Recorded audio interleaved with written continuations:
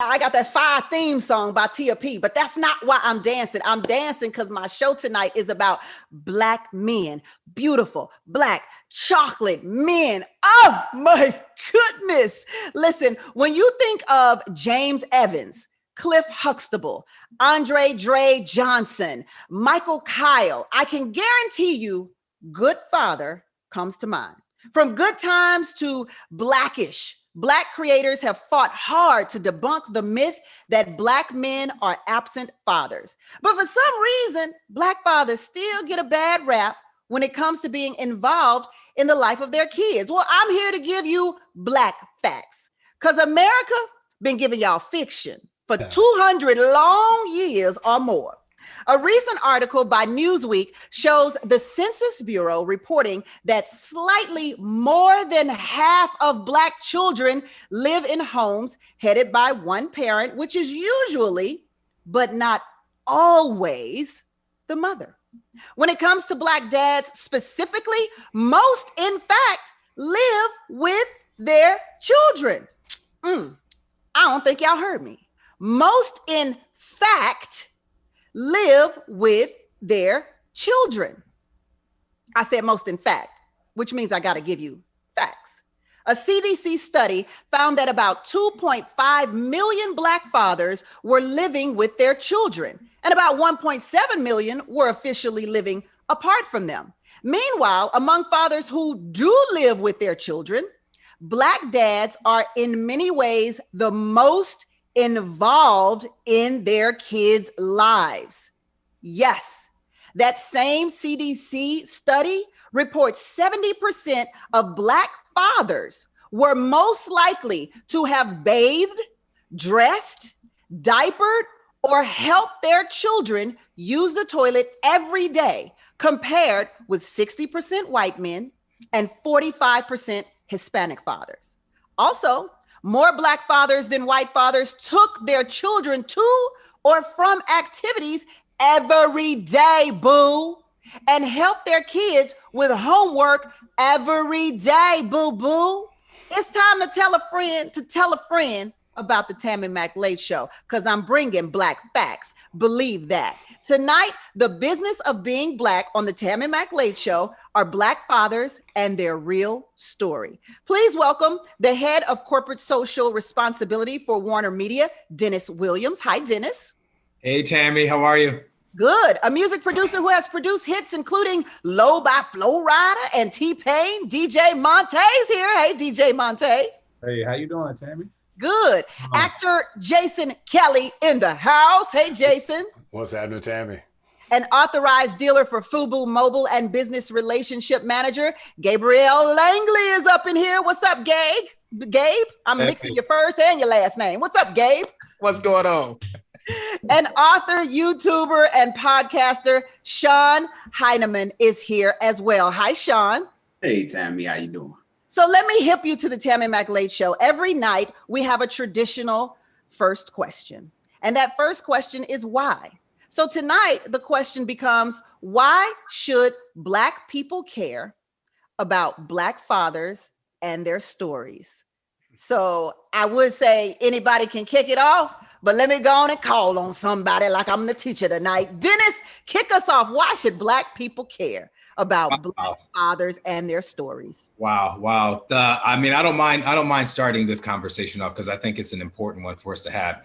And I think you laid it out right in your intro, which is the facts don't match the representations that people see of Black men and Black fathers in particular in the media. I work in the media space, and so I'm familiar with all the fathers that you mentioned, the Dre and the Cliff Huxtables and the James, and those are the men that I saw growing up on screen. But I also saw men in my family. I was raised by my father. I saw men in my community doing all the things that you mentioned, taking people to flag football, combing hair, reprimanding and disciplining their children when they got out of line. So I grew up in an environment where I saw something that was very different than what was portrayed in mainstream media. And so I think we have to ask ourselves this question, in all the different ways that Black family has been undermined and attempts have been made to delegitimize us as human beings, this is a very particular way, which is to say that men don't care about their children, and that's just not true. Ooh, yes, that's just not true. Sean, why should Black people care about the stories of Black fathers? Cause Black fathers, I mean, we essential. We need it out here, you know. And for us to debunk that myth, as you can see on the panel, there's a bunch of men here tonight that's taking care of their kids. So it's just, I really think it's important that people really see us on this kind of platform. And even maybe for the fathers who might not even be there, maybe this program right here might be able to even inspire them to even step up and be in their kids' life. I think this is essential for men to see this as well. When you first started off, Sean, and you was like, cuz, I thought that was your answer. Why should Black people care? Cuz. Y'all should just care. You just kicking it. Right. Gabe, why should Black folk care about the stories of Black fathers? I think it's essential to talk about the diversity that we have as Black men. Everybody's story is different, and there's just growing up, some Black men are more impoverished than others. Some have better starts than others. But at the same time, what binds us is the fact that we are African American, we are Black men in this country, and we all challenge some of the similar things. But because of our background and upbringing, we have handled it differently in order to get to where we are. And I think the diversity in our stories brings about unity in the collection of our stories, and that needs to be told as well, because many times it's used to divide us. So our stories need to come out because it is the true unification of who we are. Yeah. Jason, why should Black folk care? Because we care.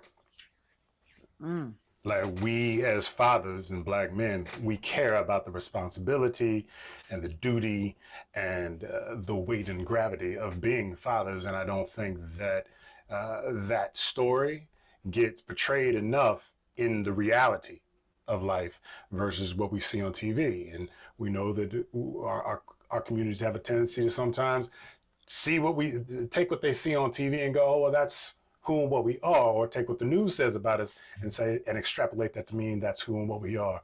And when you see a brother out walking his child, playing with his child, playing dress up with his daughter because they're not afraid of stereotypes that maybe exist, people need to know that we care enough to break down our ego to raise that child up in the way they should go into, so that child knows that they had a father that loved them, that cared for them, that nurtured them, and was there for them. Yeah. It's important. Let me say this about, I'm just to tell y'all Gabe and Jason business real quick, because I called them to ask them to come on the show.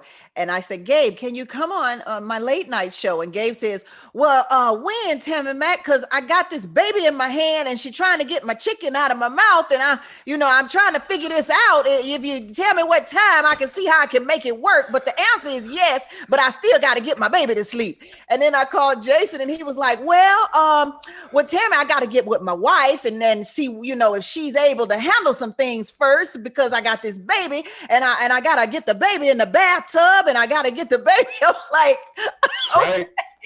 I was out for a walk. I had him in a stroller. I had to put him to sleep somehow because he won't go to sleep in my arms. I was like, well, you about to get this walk. Yeah, he said, I'm out walking my baby right now. So I share those stories just to let people know that it is true. I mean, the statistics that I mentioned, the study that I just talked about, it's real. It's not just a pretend study. Black men are bathing their babies. They're dressing their babies. They're taking care of their children. DJ Monte, it's on you. Why should Black folk care about the stories of Black men? I'm gonna speak for myself. I grew up, my father had killed himself at the age of, when I was at the age of 5. And so for me, when I had my own children, my own set of seeds, I was like, man, I would never, ever leave them and never, ever abandon them. I will always be there, make sure that they have a father and they know their father. So for me, I was one of them fathers that changed their diapers. I bathed them. I did the daycares, the practices and everything. So for me, they need to know our story because everybody's not the same. Everybody, we get the downplay like we just don't be there. But I'm make sure that I be there for my children every single day. They call me every day. You said every day, every day. I love it. I love it. I used to, I call my great grandfather means a lot to me. He's passed on, but I was raised to call him every day. And then by the time, you know, I didn't have to be told anymore. Well, eventually there was a time that I didn't even have to be told anymore because I wanted to talk to him every day. So when you say I talk to my kids every day, I feel it. I feel it. I feel that. But I do want to ask you, gentlemen, why do you think it is that Black fathers get a bad rap? Because what? I'm gonna say because of a few bad stories. You know what I'm saying? They take them few bad stories and it's just like that's just the forefront of our lives, of everybody's lives. Like we all bad fathers when that's not necessarily true. You know what I'm saying? They don't really take the good and put us in the forefront. Like me, myself, and Jason and everybody else here that, you know, we take care of our kids. That's not put in the forefront. Like they paint us and portray us as bad people, which we're not. Yeah, why do you think that is, Sean? Because media, they can portray a certain image. And if we are taking care of our business as men, then what can you really say bad about Black men after that?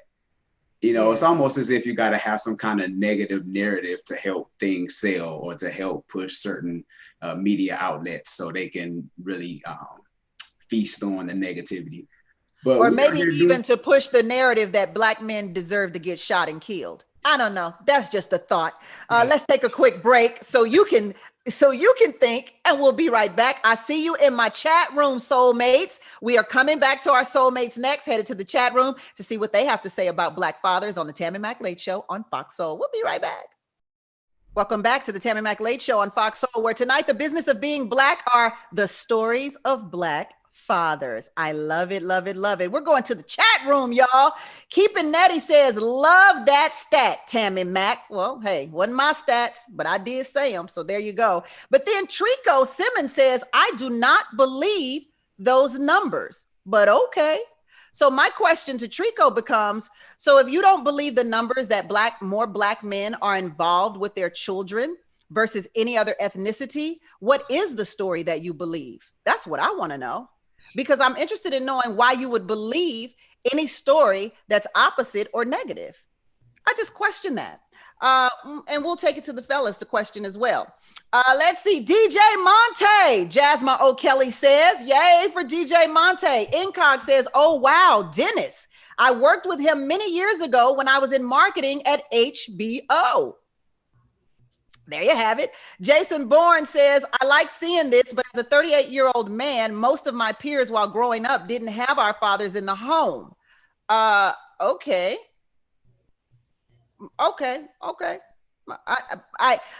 think there's oftentimes confusion though with your father being in the home versus your father being involved. I think those are two very separate things. And we're going to talk about that because some of our panelists know all about that. So we'll let you guys weigh in on that very shortly. Joy Swanson in the chat room says, I'd like to honor my dad who raised 4 girls on his own for a brief period while my mom wasn't around. Let's give credit where credit is due. And then Bo L says, a lot of my Black peers had absentee fathers. And when the father was there, the involvement was lacking. Ooh, I'm sorry to hear that. Incog, even if a Black father is not physically in that child's home 24/7, I often find the brother is still somewhat involved. The narrative of the Black father being completely absent is somewhat of a stretch. I do agree with that. It is somewhat of a stretch. Dennis, I know you wanted to speak before we left. So do you still have that thought or you want to move on? Well, I think, I mean, I want to point out, it isn't that we don't have multiple narratives in our community. There certainly are men who are not in their children's lives. I think the question that we're asking ourselves tonight is, why is the dominant narrative that we get fed that most of us are not, when the facts don't bear that out? Why, in whose interest is it to perpetuate this notion that Black men don't care about their offspring? And I think what you said earlier is really important. It's much easier to demonize us, to make us, to paint us as savages, to paint us as unemotional creatures, to put us in a very kind of narrow box we're aggressive, we're angry, we're violent, and none of those things are compatible with a nurturing, caring, loving father, someone who loves their offspring. And so I think, those two things are at odds with one another. And more times than not, we're fed the narrative that we are not there, as opposed to focusing, as you said, on the preponderance of men who are in fact in their children's lives. Yeah, and it's showing in the chat room too, Dennis. It's a little disheartening and frustrating to me that a Black woman can't bring Black men who are highly involved in their child's life on a show without people saying, you're not real. And I remember, we opened up the show talking about the Cosby Show, and minus what you thought about Bill Cosby himself, we're just taking a look at the show that was created. I remember when it first came out, everyone was saying how fake it was, how it wasn't real, and no one there couldn't possibly be a family like that. Where the Black mother is a lawyer and the Black father is a doctor, and they're disciplining their children and having all of this fun together. And so I believe that America has done a really shady job on us by pushing us to believe that Black fathers ain't it.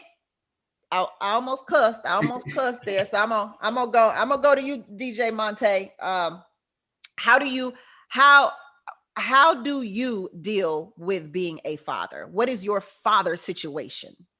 My father's situation right now, me and my exes, we're separated, but I have joint custody with my kids, and I keep them like majority of the summer, and I get them every other weekend. But right now, I talk to them. Like I said, I talk to my kids every single day. Like, I want to make sure that they were good at school, and I really try to be a part of their life, teaching them certain things that I messed up in mine, and try to show them something different. You know what I'm saying? So for me, I really try to just stay connected with them. Like, I want to know their thoughts. I want to know what they think, and I want to know how they feel each and every day. So I just stay in tune with them every single day.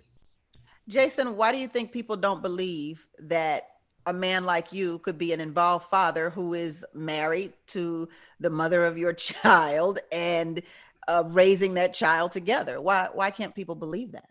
Well, I mean, I can't tell you why other people don't believe a thing. People are going to believe the reality that they bump into on a regular basis. They're going to believe the examples that they see. And it's very easy to extrapolate that out and say, this is a reality for everyone. I come from a different background. My dad was in the military. My mom was a nurse. I never grew up in an environment without my father, and all of my friends and all of my fraternity brothers I went to school with, all of them had their fathers, with the exception of one or two. And each one of those brothers who didn't have their father in the house made a similar decision like DJ did to make sure that they were adamantly in their child's life. So it's difficult for somebody like me to comment on why someone else doesn't believe it. I don't know anything different.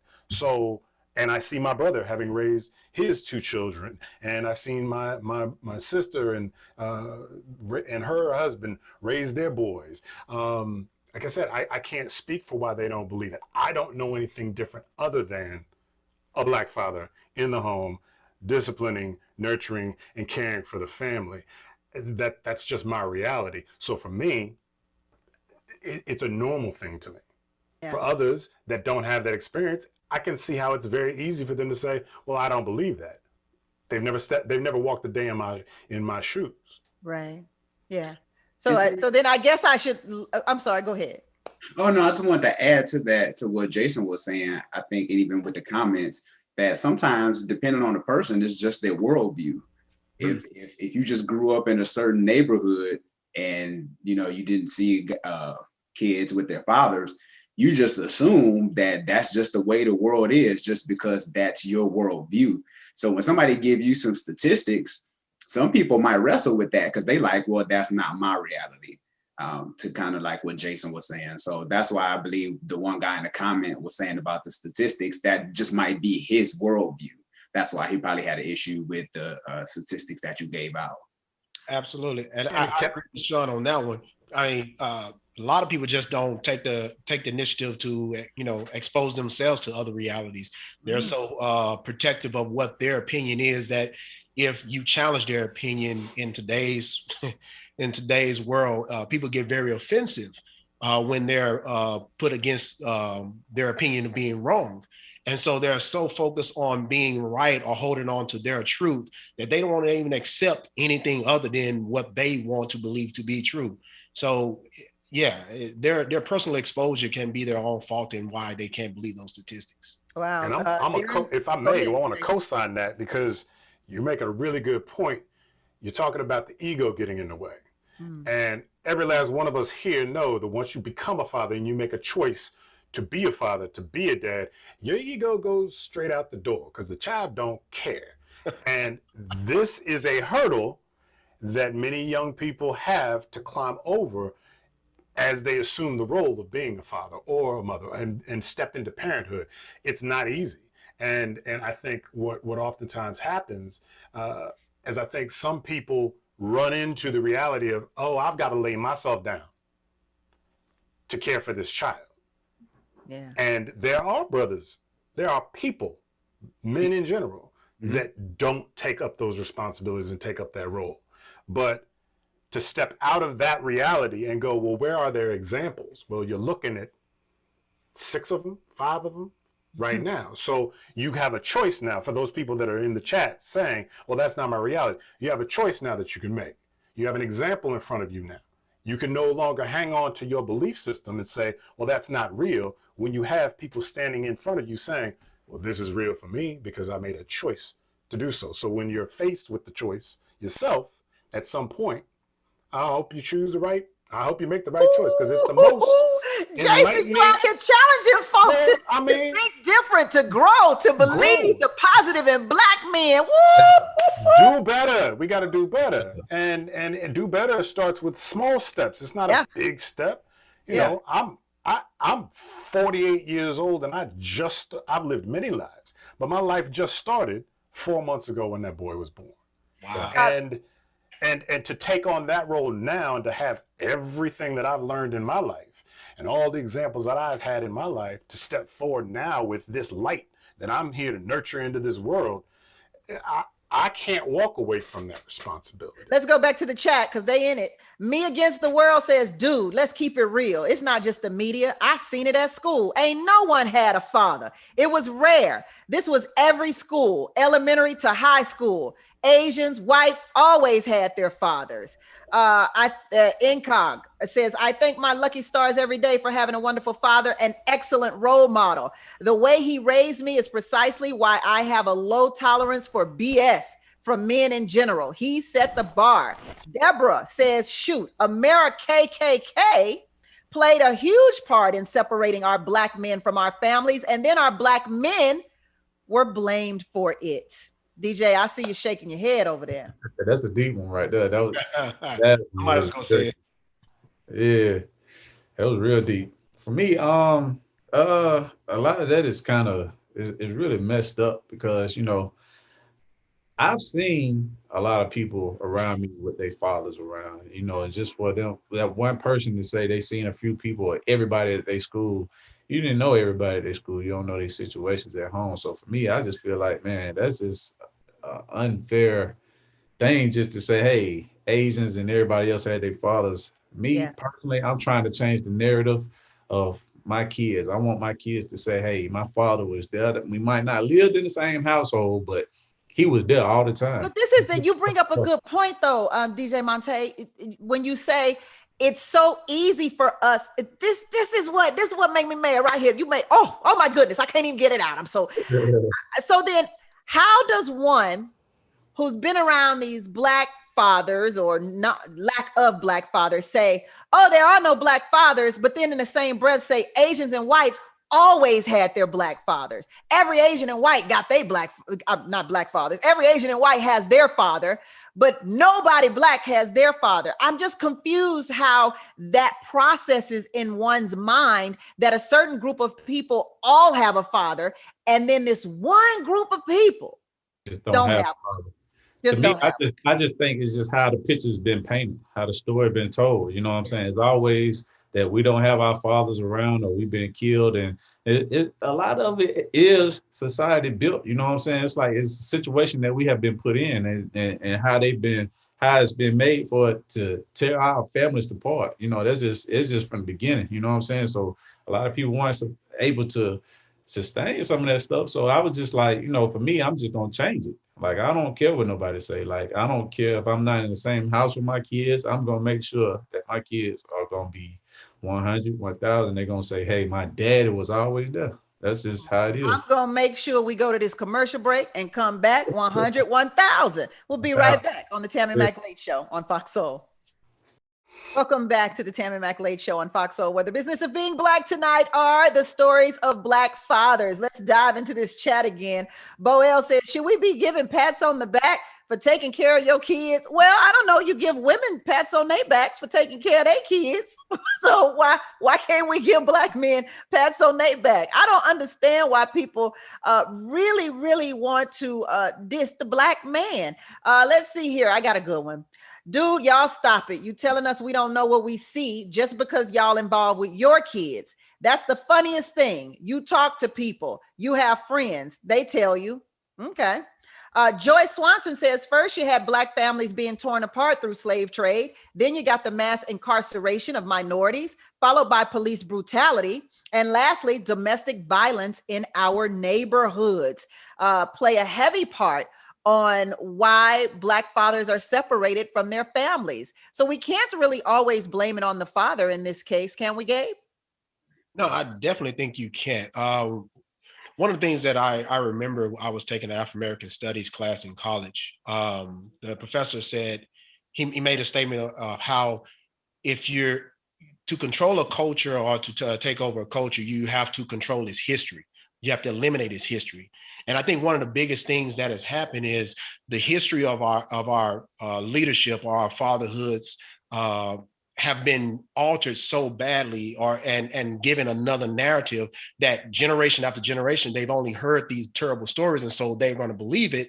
And through all the, as you just mentioned, the mass incarcerations, the different situations that were put upon our culture that separated our fathers. Yes, like this young man or whoever it is in the chat room has said that, you know, these are the people that he's talked to, his friends, these are the things that he's seen. Yeah, that may have been in his one community, in his one area of town where that was his reality. But how many people did he really talk to throughout that point in time to really get a full understanding of what was really impacting his community to create that narrative? So is it something that was being told to him? Is it something he truly saw from every single person that he was involved with in his area? Absolutely not. So again, his exposure to it is limited to what he exposed himself to, and that's their narrative. I apologize, I'm saying him. I don't know if it's a him or he or she, right, whatever. But I'm just saying, like, at the end of the day, take this moment to push yourself to really understand the whole picture versus just the one-sided part that you're seeing from your exposure, your community. There's a broader picture too. Yeah. And I think when we start seeing the broader picture, which is what this show is designed and built to do specifically, is for not just African Americans, but for everyone to see the broader picture that of the stories of Black people. And I think when you look at the broader picture, you can see that there is more available to you to become. Dennis, interestingly enough, you as a gay man, you have a journey as a father as well. I'm interested in that story, my brother. It's an interesting story. Yeah. I mean, obviously my journey to fatherhood wasn't the conventional one. I don't use the word normal because I think we all know that, you know, there's a lot of different definitions for family and caregivers, but so certainly non-traditional, but, you know, I decided sort of in my late 30s, after years and years of saying, like, you know, I grew, as I said, I grew up in an environment where people had families. We spent holidays together. You had grandparents, you had aunts and uncles and cousins. And I wanted to contribute that in my life and to my family as well. So I started the process of in vitro fertilization and surrogacy. I got an egg donor. I was able to marshal some resources to find a surrogate. And I spent probably about 2.5 years attempting to create a family of my own. And then finally in 2014, my son was born. So for me, being a father was incredibly intentional. And so I want to just say, for me, it's certainly there are people who, as we know from the chats and other people who did not have their fathers. For me, it was about wanting to be a father. And I think that's what people also need to recognize, that even when Black men aren't able, because of a bunch of systemic reasons, because of domestic violence, because of mass incarceration, even when we are in situations where we're forced to be separated from our offspring and our progeny, it's not that we don't want to be there. We desperately want and need that familial connection.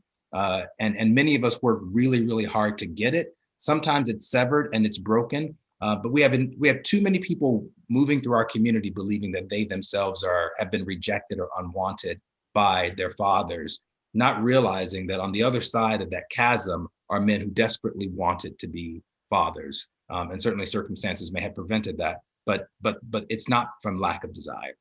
Well, Dennis, I want to know your own story about you and your father. Can you share that with us?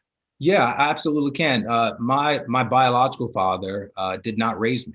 I was raised by a man who married my mother when I was about 8 or so years old. He met my mother. She had 3 children. He was 20 years old. She was 24.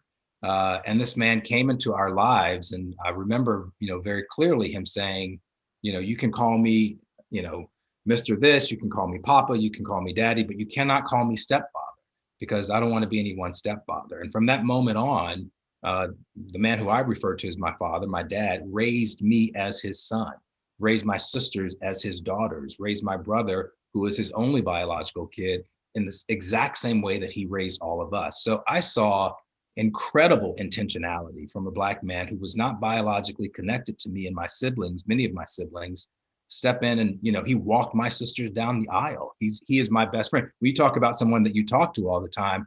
My dad is my best friend. A week doesn't go by that I don't find a way to laugh with him, to call him, to text him, to do something, because that's the man who came into my life and said, you are wanted. I want to be your father. And that was the way my family was defined. So how is it being a father when I'm sure, I don't know how I'm sure, because I'm not a father and I'm not gay, but I'm sure you get, how can a gay man raise a child alone? Will the child be gay? All of those stereotypical things that come with you. Yeah. How do you deal with that? How do you maneuver through that? Yeah, my kid's sexuality will have nothing to do with me, just like my sexuality had nothing to do with my very, very devout Christian parents, who probably did not expect that as well. Sexuality is not based on the environment that you live in. And I think these brothers will attest. Me being a gay father is no different than any other father. I have to figure out what time my kid is going to get up in the morning so that he's on time for school. I have to make sure that he has a balanced breakfast, that he doesn't get to eat junk food all day. Like, I raise my kid the same way everyone else raises their kid. I probably require a little bit more help as a single father, for sure. I'm fortunate enough that I have resources to make sure, but I got to make sure that, they're babysitters. I can't go kick it out with my friends on Friday night because I committed to a responsibility, one that has become the single most important thing that I do in my life, which is raising my son to be a strong Black man, whether he's a gay man, a straight man, a bi man, or whatever, however he defines himself. I'm raising the best human being I possibly can. Well, I'm just trying to figure out how you marshal all these resources, because I'm making a movie and I need to marshal some resources of my own. That's what you say, Sean. And can I add to what TD Kevin was saying about the blended families? As fathers, we can be mentors to other young men who don't have fathers. So our responsibility runs deep, because my father, he was in and out of my life, more out than in, but I wouldn't be the man I am today without mentors, without my older brother, without my pastor, without my one of my teachers in seminary. So these guys, they weren't my biological father, but they were men who stepped in, who called me out on my mess when I was out there doing Lord knows what, but they helped me to stay focused. So it can be just more than just a father figure, but other men who has been placed in your life to help mentor you. I want to go into the chat room. Let's see here. Y'all taking me for a loop tonight. Y'all up in here tonight. I'm not here congratulating moms for taking care of their kids. Okay. If you bring a child to this world who didn't ask to be here, do the right thing. Okay. I think we're all in agreement, right? Yeah. Yeah. You'll find no argument from any of us tonight. That's the job description. Right. You said it's the job description, Jason. Let's see. Deborah Will says, yes, let's lift up our Black kings. This world has been tearing them down enough already. Yes, enough already. There's a huge disconnection in the Black community. Fathers are not present. For them to drop babies and walk away has become normalized. And I think that's what this show is about. This show is about normalizing fathers who don't drop them off and keep kicking, but about the fathers who continue to raise them from start to finish. Prince Man says, this removal of the Black man from his family hurts us until this day. It indeed hurts us. Bo wants to know from Dennis, what about your other dad? They want to know what happened to your biological father. Do you know him at all, I guess? Yeah, absolutely. He lives on the street behind where my grandmother lived. I mean, he was in the community, but he and my mother were divorced when I was very young. It was a domestically abusive situation that my mother chose to remove herself and her kids from. And then, my father who raised me was agreeable and understood when I was a teenager, and I desired to know who that person was. So I'm named for him. So at 15, 16, I reached out and said, hey, I want to have a connection, to the biological person who brought me here as well. So I see him too. And as an adult, I didn't see him growing up, as a kid, but I had a connection to that side of the family. And I had a man in the house raising me. So, it was, as I said, we found a way to make it work. It was defined not in the traditional sense, but in a way that worked for all of us. That's good. This is me being messy. Do you send him a Father's Day card? I thank him for the sperm donation. Okay. And who is messier than me? Let's take a quick break. No, you know what I do? I thank him for the genetics, and to be really real, I thank him for giving my mother the space to have another relationship and to allow someone else who could raise his children differently than he could, given the kinds of challenges. That's a real perspective you got there. That's a perspective that I think a lot of people should take, and they would find their lives moving a lot less bitter if they took that perspective. Let's take a quick break, and we'll come right back on the Tammi Mac Late Show on Fox Soul. Welcome back to the Tammi Mac Late Show on Fox Soul, everybody, where tonight the business of being Black are Black fathers, because we're rolling up on that Father's Day weekend.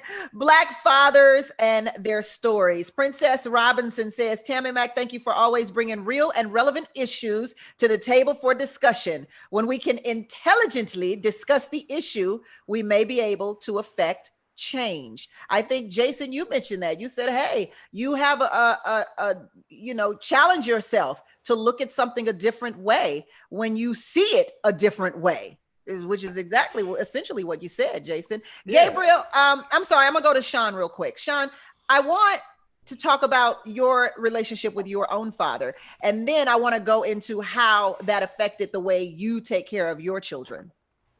Yeah, the situation with my dad, he had another family.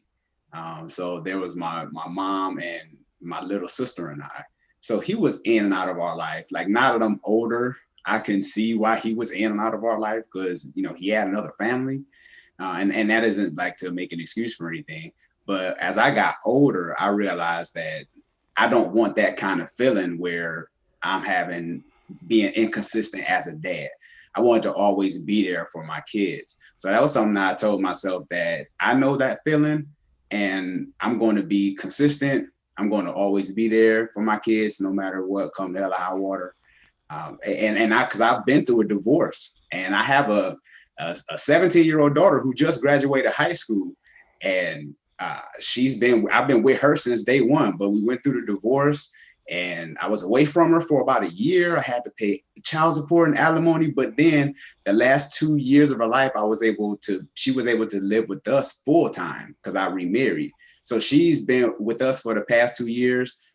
We got her to graduate, and my wife and I, we have 2 little ones together. And I'm just always committed to my kids and my family. So I said I would never allow anything or anybody to come between my kids and I when it comes to being consistent and them seeing me every day. Yeah, that consistency is the hardest part of any job, but I can't imagine how hard it must be for a child, because the consistency is definitely the key. Gabe, what about your relationship with your father? My father, he was a very strong-minded man. I appreciate all the knowledge that he gave me, and he was a little militant growing up in the South, and he gave me a lot of mindset to be aware of my surroundings and how I communicate and just interact with the community and the people around me. And for that, I can tend to be a little more over protective of my space, especially now that I have a daughter. I can be very protective of my space. But I do appreciate him giving me that aspect of it, just because I think it allows me to really see things that may transpire a lot faster than just the natural motions of what people may presume to be reality. So I'm always digging a little deeper, investigating a little deeper, trying to be a little bit ahead of anything that may be a hindrance to me and my family. And I do contribute that just from how he raised me to really be forward thinking and how I just interact and move about life. I'm wondering about your pressures, all of you gentlemen, your pressures of being a Black father in America. Do you feel pressure that you have to do it right because the word on the street is that Black men do it wrong? Or do you not think about it at all and the only thought is really the child? I'm wondering if you feel the pressure of being. I'll jump in. Before I answer that question, though, I know you're getting live social media from your viewers. My sister is one of them, and she's texting me because she wants to make sure that I say that our biological father, we always knew that he loved us and that he was proud of us. All right, there, Judy, I said it.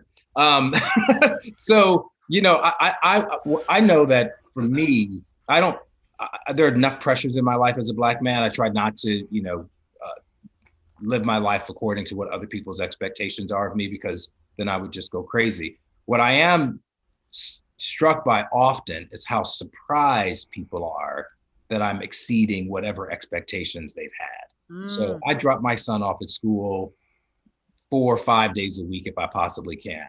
I talk to the teacher. He's in the 1st grade, but I want to know, how did he do on the math test? What do you think he got right on the spelling test, right? And people are so surprised. They'll say, wow, his father is really involved, as if they would expect me not to be.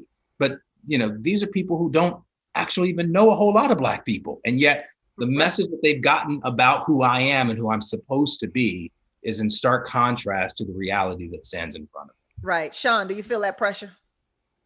I don't. I don't. And the reason I don't is because my life is so busy. I rarely have time to focus on what culture says. I'm more focused on making sure our house run in the most healthy way as possible. So I don't feel the pressure. I just do what I'm supposed to do. Wow. Okay, DJ. For me, I'm not even feeling lie to you. I don't feel no pressure at all. The only pressure I felt was when they was at home doing quarantine. I had to wake up in the morning and make sure they were doing their homework. To be honest with you, there's really no pressure for me. It's like, man, they human beings, and that's all I wanted to teach them is just how to be good human beings, and that's just not hard to do if you're a good human being yourself. That's how I feel. Right. Jason, I know you're an actor. You got to feel some pressure from the world, no? I don't let people put pressure on me. I mean, I put pressure on myself to do great work and to do a good job and to make sure that I teach my son what he needs to know. I mean, he's only 4 months old, so at this point, just keep them fed and keep the diapers changed, and that's about it. But this notion of pressure is interesting to me because I remember a moment in college, first day of school. The university professor was speaking to the entire freshman class, and he said, "Look to your left and look to your right. Two of those people won't be there." And I was looking at him the whole time. And none of the guys that were turning their head, they didn't finish. I made a decision when I sat down and got to the university. I'm getting a degree, so there ain't even a question about it. I've got a son. I've got a responsibility. It's not a question whether or not I'm going to raise him well, because I accepted the responsibility 9 months before I had him, when I found out he was coming. So I don't really feel that pressure. What I did feel was the day we had our baby reveal, our gender reveal, and we found out we was a boy, I had this brief moment of, oh Lord, I got to raise this kid in this country. And I shouldn't feel that. No one should have to feel that. And I quickly put that to the side and said, you know what? I don't have time for that. I'm going to move forward and make sure this little boy gets everything he needs. And should we have more kids, they're going to get everything they need. But again, it's a choice. I think we'll go to break on no one should feel that. We'll be right back on the Tammi Mac Late Show on Fox Soul. Thank you for watching the Tammi Mac Late Show on Fox Soul, everybody. Don't forget, next week, we are on Tuesday and Thursday, 8 p.m. Pacific, 11 p.m. Eastern. Tuesday and Thursday of next week, 8 p.m. Pacific and 11 p.m. Eastern. Gabe, you got some projects you want to talk about before we get you out of here? Yeah, absolutely. Currently, I've been privileged to work with FUBU, the clothing brand, and expand the brand into the cell phone sector. So FUBU Mobile, and I'm an authorized dealer and the business relationship manager for the company. And we're just trying to reinvent the ideal of what telecommunication is. Bring you a low-cost service that's true, transparent, and provide you great service as well. So FUBUmobile.com, come check us out. Hopefully we can take you away from those big giants of telecommunication, and we can serve you just as well, but through FUBU Mobile. DJ Monte, the latest track, what you working on right now? Well, I just recently produced the song with T-Pain and Kalani called Like That. And it's doing very well right now on our streaming platforms. And right now, I just got a lot of other things coming, like our production team, On Count Productions, and our record label, Big On Records. We got a lot of artists coming through that, and just be on the lookout for that. Dennis, talk to us about what's going on at Warner Media. Oh, a lot at Warner Media. If I could, though, I do a lot of work with an organization called Family Equality Council, which advocates for LGBTQ families. And so I think what I would just encourage your listeners and your viewers is to respect the diversity that exists within our community. Not every family looks the same, but every family is a family. And so if you are part of the LGBT community, there's a fantastic executive director named Stacey Stevenson that just came on board at Family Equality. Show her some love. Every family is a family. Yes. Jason, I know you got a lot going on. Set a timer for 30 seconds. I'm recurring right now on Mayor of Kingstown. It's a TV series by Taylor Sheridan, starring Jeremy Renner. We're shooting up in Toronto. I'm home on a little bit of a break. And then I also have a dope video game that I'm starring in called Deathloop that drops September 14th, I believe, on PS5.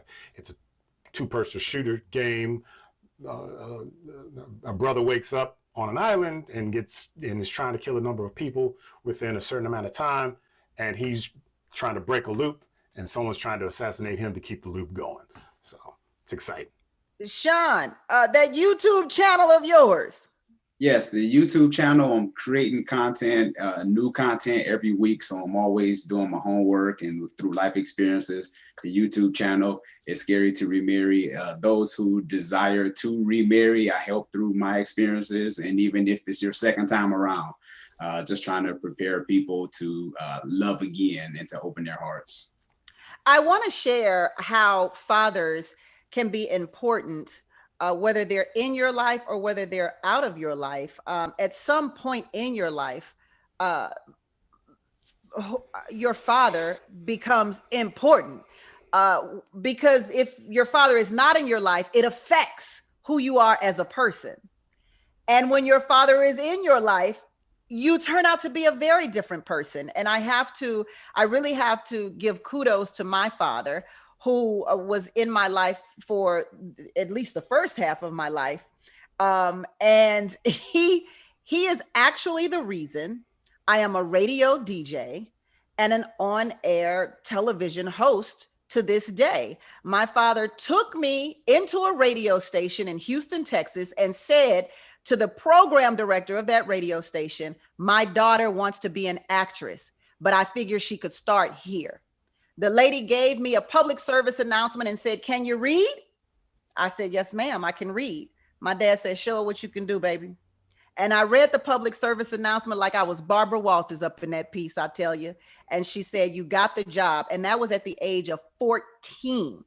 Oh, congratulations. And about 6 months into it, I decided I don't want to do this anymore because they only got me answering the phones. So, and my dad just built me up. So that is the Tammi Mac Late Show on Fox Soul. Thank you. And it's a blessing to be in your box.